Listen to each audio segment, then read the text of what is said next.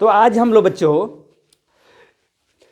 Fluid mechanics का बहुत ही important topics है बर्नौली थ्योरम, जिसके माध्यम से हम जानते हैं जो हमारे कंसेप्ट बना हुआ है। जब हम किसी पाइप से किसी पानी कहीं पर पटाते रहते हैं, सिंचाई करते रहते हैं गार्डनिंग में, तो देखते हैं जब प्रेशर जब इसको दबाते हैं तो पानी दूर तक जाता है, और जब इसको प्रेस नहीं करते हैं तो पानी कम दूर ही गिरता है।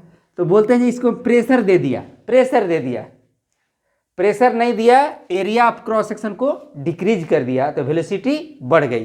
प्रेशर की बात नहीं करेंगे क्योंकि यहाँ पर प्रेशर पाइप के अंदर जो एरिया बचता है वहाँ प्रेशर क्या होता है, रिड्यूस हो जाता है, प्रेशर घट जाता है, एरिया ऑफ क्रॉस सेक्शन घट जाता है और वेलोसिटी बढ़ जाता है। तो एक्चुअली लगता है कि हमने अंदर में प्रेशर दे दिया तो पानी दूर तक जा रहा है। तो इस गलत कंसेप्ट को, मिसकंसेप्शन को हम कौन दूर किया, तो बर्नौली थ्योरम ने। बर्नौली थ्योरम के माध्यम से इस बर्नौली जो साइंटिस्ट थे इस कंसेप्ट को, आपको इस मिसकंसेप्शन को दूर किए। तो चलिए बर्नौली थ्योरम क्या बताता है, प्रेशर और वेलोसिटी में क्या रिलेशन है जब किसी पाइप से पानी फ्लो करता है, लिक्विड फ्लो करता है, फ्लूइड फ्लो करता है। तो बर्नौली थ्योरम का स्टेटमेंट क्या है उसको समझने की कोशिश करेंगे। तो स्टेटमेंट तो बाद में लिखेंगे। तो बर्नौली थ्योरम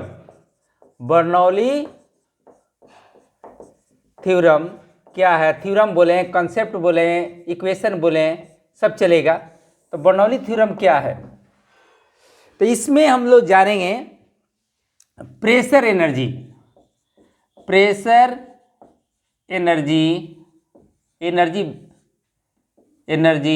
उसके बाद पोटेंशियल एनर्जी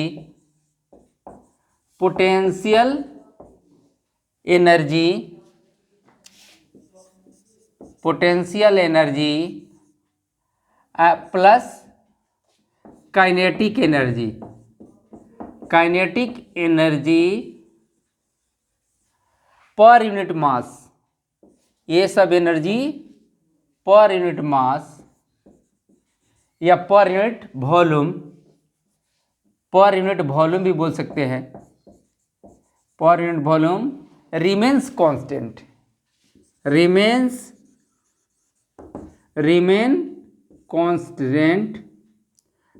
कांस्टेंट फॉर किसके लिए, for incompressible ideal fluid for of लगा देते हैं, of ideal fluid for streamline flow for every cross section. बस इतना ही रहने दिया। अब इसके माध्यम से हम क्या प्रूव करना चाहते हैं, जब कोई लिक्विड, इसको स्टेटमेंट को हटा देते हैं ताकि हमको इसको प्रूव करके बताना है। तो आपने देखा pressure energy, potential energy, kinetic energy per unit volume या per unit mass remains constant during क्या, for of ideal fluid for streamline flow. तो चलिए इसके मतलब क्या हुआ फिगर के द्वारा समझाने की कोशिश करते हैं। अब क्या है ना, वेलोसिटी और प्रेशर में क्या रिलेशन है इसके द्वारा हम लोग जानेंगे, समझेंगे। अब क्या है ना, एक पाइप लेता हूँ जो वैरिंग क्रॉस सेक्शन एरिया का है, और ये इसका जो लेवल है अर्थ से, इसकी पाइप का area of cross section A यहाँ लेता हूँ, इसकी हाइट क्या लेता हूँ, यहाँ से हाइट लेंगे इसके मिडिल पॉइंट से, हाइट क्या है h1 है। इस यहाँ पर एरिया ऑफ क्रॉस सेक्शन लिया, इसकी हाइट क्या लिया h2 लिया, और इसे लिक्विड फ्लो करते हुए जा रहा है। तो मैंने एक पोर्शन लिया ए बी, इसको पी क्यू मान लेता हूँ, पी क्यू। ये एक लिक्विड कॉलम है। अब इधर से प्रेशर लगेगा, इधर से P1 लगेगा, और इधर से प्रेशर ये वाला लिक्विड कॉलम ऐसे बह रहा है, तो अपने सराउंडिंग में बगल वाले कॉलम को प्रेशर के द्वारा इस पर प्रेशर लग रहा होगा, इसको P2। तो इसमें प्रेशर डिफरेंस के चलते फ्लूइड क्या करेगा, आगे शिफ्ट होगा। तो मान लें एक समय ऐसा आया, ये P से P डैश पर चला गया और ये Q से Q डैश पर चला गया। तो यहाँ पर कुछ मास इसमें भी होगा। ये डिस्टेंस कितना ट्रेवल किया, x1। ये डिस्टेंस कितना ट्रेवल किया, x2। बात समझ में आ रही है? तो इसमें कुछ क्वांटिटी ऑफ लिक्विड होगा, फ्लूइड होगा, इसमें भी क्वांटिटी फ्लूइड आगे बढ़ा, यहाँ से इतना उतना ही, इतना जितना वॉल्यूम इतना, क्योंकि जो फ्लूइड है ना किस तरह का है, इनकम्प्रेसिबल फ्लूइड है। इसका मतलब क्या हुआ, इसकी वॉल्यूम को चेंज नहीं किया जा सकता, इसका वॉल्यूम रिमेन कांस्टेंट हुआ। तो जितना वॉल्यूम इधर शिफ्ट हुआ, जितना वॉल्यूम इतना, जितना मास इधर शिफ्ट हुआ उतना मास इधर। तो इसकी मास को हम लोग मान लेते हैं डेल्टा एम। तो यहाँ पर भी डेल्टा एम। इसकी वॉल्यूम को यदि मान लें डेल्टा भी, तो ये भी हमारा क्या होगा, डेल्टा भी होगा। अब चलिए वर्क डन क्या हुआ, work done by pressure energy, work done by pressure energy. तो चलिए work done W1, work done by किसके द्वारा, work done by pressure energy, pressure energy. तो इसके लिए फॉर्मूला क्या आएगा, W1 बराबर प्रेशर को कहेंगे P1 इंटू ए, फोर्स इंटू ए क्या है, यहाँ का एरिया ऑफ क्रॉस सेक्शन है A1 दे दिया, ये फोर्स हो गया। और डिस्प्लेसमेंट कितना किया, x1 हुआ। x1 क्या हो जाएगा, यदि टाइम लेते हैं 1 सेकेंड, टाइम क्या लिया, टाइम लिया 1 सेकेंड। तो 1 सेकेंड में स्पीड क्या है, यहाँ पर v1 है। तो 1 सेकेंड में डिस्टेंस कितना, x1 का वैल्यू क्या हुआ, v1 इंटू टाइम ना। तो v1 कितना लिया हूँ, वेलोसिटी तो v1 ही है और टाइम है 1, तो x1 का वैल्यू हो गया v1। तो लिख सकता हूँ इसको P1 A1, यहाँ पर v1, इसको 1 दे दिया। अब वर्क डन, अब जो लिक्विड कॉलम था वो बगल वाले लिक्विड पर क्या, बगल वाला लिक्विड इसको जाने नहीं दे रहा, इधर से प्रेशर लगाया। तो उस जो फ्लूइड है इसके सराउंडिंग में, वो इस वाटर कॉलम या फ्लूइड कॉलम पर कितना फोर्स लगाया, और उसके फोर्स लगाया, प्रेशर इधर लगाया, बॉडी इधर में, तो उसके द्वारा निगेटिव वर्क डन हुआ। तो वर्क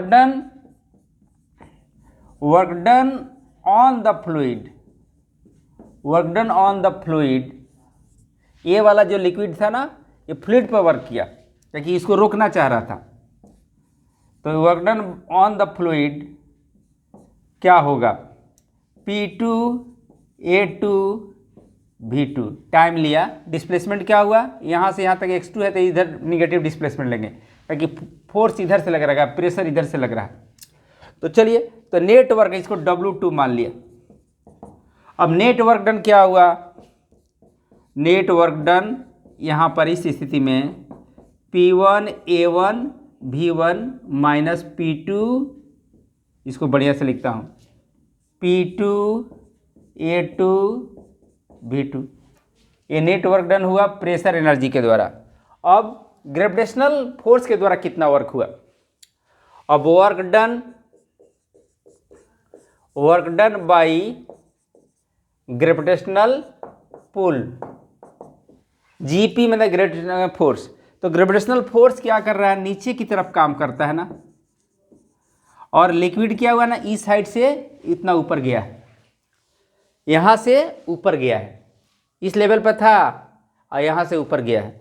तो पुल नीचे की तरफ और डिस्प्लेसमेंट होता है, यानी निगेटिव वर्क कहेंगे उसको। तो work done by gravitational pull negative work हुआ, mgh2 माइनस h1, काहे कि फोर्स नीचे की तरफ तो डिस्प्लेसमेंट ऊपर की तरफ, निगेटिव वर्क डन हो गया।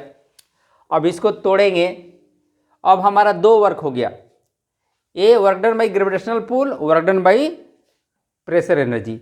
तो टोटल वर्क डन किसके बराबर होगा, चेंज इन काइनेटिक एनर्जी के बराबर होगा। तो इस फिगर को हटा देता हूँ, अब हमको सिर्फ कैलकुलेशन करना है। तो मैं समझता हूँ ये कैलकुलेशन आप आसानी से कर लेंगे। तो चलिए आगे की बात हम देखते हैं, जो आगे इसका नेट वर्क डन क्या हो गया। नाउ यहाँ पर लिखूँगा now net work done. Net work done क्या होगा, दो तरह का वर्क डन होगा। वर्क डन, एक वर्क हुआ प्रेशर एनर्जी के साथ, एक हुआ ग्रेविटेशनल पुल के साथ। तो चलिए ग्रेविटेशनल पुल के पोटेंशियल प्रेशर एनर्जी के साथ वर्क हुआ क्या हुआ, P1 A1 V1 P2 A2 V2 और इधर हुआ mg और हुआ H2 माइनस H1। ये टोटल वर्क डन हो गया। Now net work done. अब क्या हुआ ना, by work energy theorem, work energy theorem आप क्या जानते हो, टोटल वर्क डन बराबर change in kinetic energy. Work done W बराबर डेल्टा E, वर्क डन बराबर change in kinetic energy, delta ए के ई लिख दिया, चेंज इन काइनेटिक एनर्जी।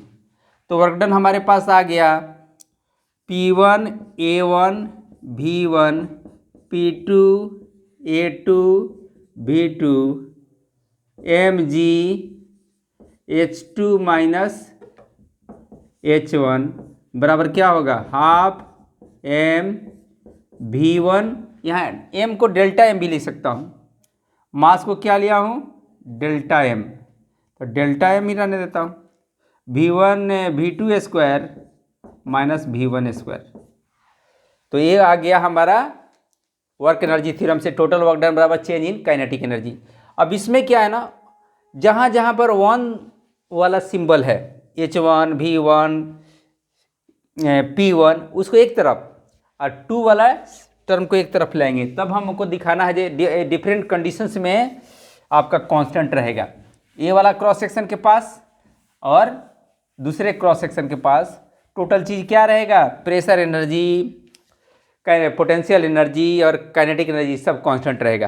तो इस इक्वेशन से हम लोग क्या लेंगे, P1 A1 V1 यहाँ पर A प्लस डेल्टा, यहाँ पर डेल्टा एम जी H1 इधर रहेगा तो माइनस माइनस प्लस हो जाएगा, डेल्टा एम जी H1 और हाफ डेल्टा एम V1 का स्क्वायर बराबर क्या होगा, ये माइनस वाला P2 उधर जाएगा तो माइनस हो जाएगा, P2 A2 V2 और क्या होगा डेल्टा M, मास को डेल्टा M जी H2 half delta M V2 का स्क्वायर। अब क्या है ना, A1 V1 बराबर A2 V2 किस नियम से, इक्वेशन ऑफ कंटिन्यूटी से हम जानते हैं कि area of cross section of velocity हमारा कांस्टेंट रहता है through out the streamline flow. अब क्या रहा है, इसमें ये क्वांटिटी ऑफ द लिक्विड है तो मास बाई डेंसिटी, वॉल्यूम है तो मास बाई डेंसिटी यानी डेल्टा एम बाई डेंसिटी इसको लिख सकते हैं। तो इसके जगह पर रिप्लेस कर दें A1 by V1 equal to delta M by rho, तो हमारा काम मास के टर्म में आ जाएगा। तो इसको हटाते हैं और उसको मास के टर्म में लिखते हूँ, इसको हटा देता हूँ और यहाँ पर लिखूँगा उसको, अब लिख देता हूँ तो क्या आता है देखिए, P1 आपको P1 और डेल्टा एम बाई रो और क्या होगा डेल्टा एम जी H1, ठीक है, हाफ डेल्टा एम V1 का स्क्वायर बराबर क्या हुआ P2 delta M by rho, यहाँ delta M G H2 half delta M V2 का स्क्वायर, ये बात आ गई। अब क्या है ना, एक रिलेशन निकल गया। अब यदि हम मास से डिवाइड कर दें हर जगह तो पर यूनिट मास हो जाएगा टोटल एनर्जी, पर यूनिट मास हो जाएगा टोटल एनर्जी। तो अब डेल्टा एम बाई रो क्या होता है, वॉल्यूम होता है। डेल्टा एम वॉल्यूम बराबर क्या होता है, देखिए डेंसिटी बराबर मास बटा वॉल्यूम, डेंसिटी बराबर मास बटा वॉल्यूम। तो हम वॉल्यूम के जगह पर यहाँ पर वॉल्यूम लिख देते हैं, यहाँ डेंसिटी हो जाएगा। तो हर जगह वॉल्यूम से डिवाइड कर दें तो क्या हो जाएगा, pressure energy per unit volume. अब delta each term divided by, किससे डिवाइड कर दें, divided by delta M by rho से डिवाइड किया तो क्या आएगा, तो आएगा P1, यहाँ पर ये डेल्टा एम बाई रो से तो डिवाइड किया तो कट गया। अब क्या इसमें डिवाइड करूँगा तो रो ऊपर चला जाएगा, GH1 हो जाएगा। ये क्या हो जाएगा, डेल्टा एम बाई रो, तो रो ऊपर चला जाएगा, हाफ रो V1 का स्क्वायर। यहाँ पर क्या लिख दूंगा इसकी जगह पर, इस साइड में, तो वही चीज़ आएगा P2 और रो GH2 और आएगा हाफ रो V2 स्क्वायर। तो ये बोला जाएगा potential energy, pressure energy, potential energy, kinetic energy per unit volume remains constant, ऐसे बोल सकते हैं। अब क्या है ना, पर यूनिट मास बोलना होगा तो हम खाली डेंसिटी से डेल्टा एम से डिवाइड करेंगे। अब यदि हम इस इक्वेशन 1 को यदि हम डेल्टा एम से डिवाइड करते हैं, सिर्फ डेल्टा एम से, तो हमारा क्या मिलेगा, इधर का हटाता हूँ, इक्वेशन 1 को डेल्टा एम से सिर्फ डिवाइड करूँगा तो हमको मिलेगा, ये हो गया pressure energy, potential energy, kinetic energy, ये आपको P रो GH plus half V square क्या होगा, कांस्टेंट होगा। ये पर यूनिट वॉल्यूम है, पर यूनिट वॉल्यूम इसको बोलेंगे। पर यूनिट मास करना होगा तो डेल्टा एम से इक्वेशन 1 को डिवाइड कर देंगे तो पर यूनिट मास मिलेगा। इसका दूसरा फॉर्म क्या बोलेगा, P1 बाई रो, और यहाँ पर डेल्टा एम से डिवाइड करूँगा तो GH1 और हाफ V1 का स्क्वायर बराबर P2 by rho GH2 half V2 का स्क्वायर। तो इसको कहेंगे कि potential energy per unit mass, pressure energy per unit mass, potential energy per unit mass, kinetic energy per minute mass, every section per क्या रहेगा, constant रहेगा। अब क्या है ना, यदि इसको रो G से डिवाइड कर दो तो रो तो है तो यहाँ सिर्फ G से, फिर G से, यानी कहने का मतलब यहाँ पर इस इक्वेशन को G से भी मल्टीप्लाई कर दिया तो क्या होगा, तो ये कहलाएगा G कट गया यहाँ पर, तो ये कांस्टेंट रहेगा। इसको कहेंगे P2 by P by rho G H2 और यहाँ पर होगा 1/2G V स्क्वायर कांस्टेंट रहेगा। इसको कहेंगे प्रेशर हेड, इसको पोटेंशियल हेड, इसमें काइनेटिक हेड रिमेन्स कांस्टेंट। तो ये हमारा हो गया। अब क्या है ना, लिक्विड सेम लेवल में फ्लो कर रहा है, सेम लिक्विड में, हमारा क्रॉस सेक्शन जो पाइप है इस तरह का हो तो क्या बनेगा, यदि पाइप हमारा किस तरह का हो, पाइप इस तरह का हो, एक ही लेवल में हो, तो यहाँ पर हो, भले इसकी से क्रॉस सेक्शन थोड़ा अलग अलग हो तो क्या हो जाएगा, आप देखोगे यहाँ पर प्रेशर आपका H1 वाला टर्म गायब हो जाएगा, क्योंकि H दोनों में बराबर होगा, H1 माइनस H2 बराबर होगा, ये कैंसिल हो जाएगा। तो आपको आ जाएगा P1 बाई रो बराबर प्लस हाफ V1 स्क्वायर, ठीक है। और इधर क्या हो जाएगा ठीक है, अब इधर हो जाएगा P2 बाई रो ठीक है, और इधर हो जाएगा 1/+1/2 V2² हो जाएगा। Pressure energy per unit mass, kinetic energy, pressure energy per unit mass, kinetic energy. जब ये पाइप की हाइट सेम हो तो हमारा ये रिलेशन आ जाएगा।